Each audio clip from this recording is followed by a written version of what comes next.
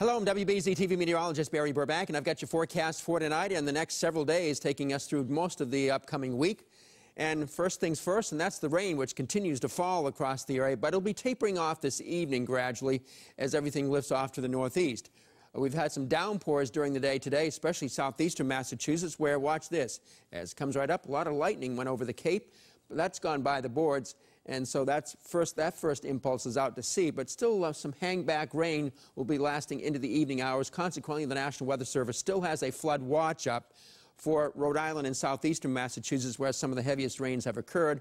Been 1.5 to 2 inches down there. That flood watch is up until 10 p.m. We'll keep posted in case any other heavier downpours come down. But it looks like those downpours will be shifting offshore as we get into the evening hours.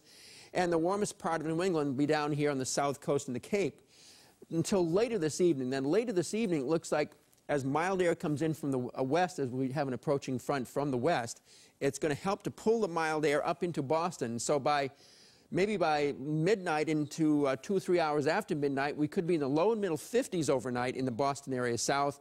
And then by dawn, the temperatures will have fallen back to about the low and middle 40s here to the upper 30s north and west when you head out in the morning. There is going to be a lot of cloudiness for quite a while tomorrow morning and even into the first part of the afternoon before finally these bands of clouds move on out, and the second half of tomorrow afternoon should turn bright and sunny, but the temperature really won't go up very much in the afternoon. If anything, it's going to start to go down some by the time we get to sunset, be back down in the upper 30s.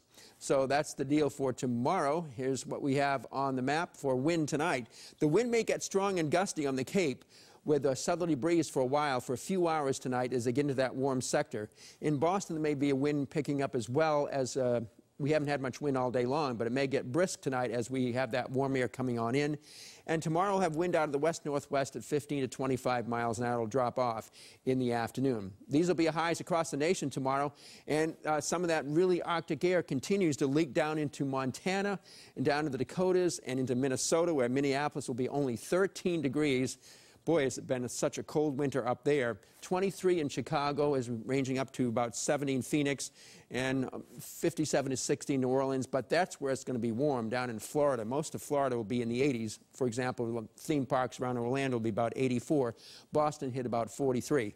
So here comes the mild air for tonight. The heavy rain will be moving on out. Just a couple of showers later tonight, and everything pushes offshore. So my 7-day act with the forecast calling for that 43 for the high temperature tomorrow, and then falling back to the upper 30s in the afternoon. The cold day of the week will be Tuesday, followed by Saturday. Those are the two cold days this week. 34 for high Tuesday, 32 for high on Saturday. But in between those 2 days, you're going to have 3 mild days. Valentine's Day, the afternoon high near 50s, it turns partly cloudy. There'll be a few showers around Thursday morning, then turning partly sunny near 60. And there is a shot it could go back to 60 again briefly on Friday before that cold air really arrives. You can watch WBZ News tonight at 11 o'clock. You can also see it at 8 o'clock on my TV 38 for the latest news and weather updates. Have a nice night.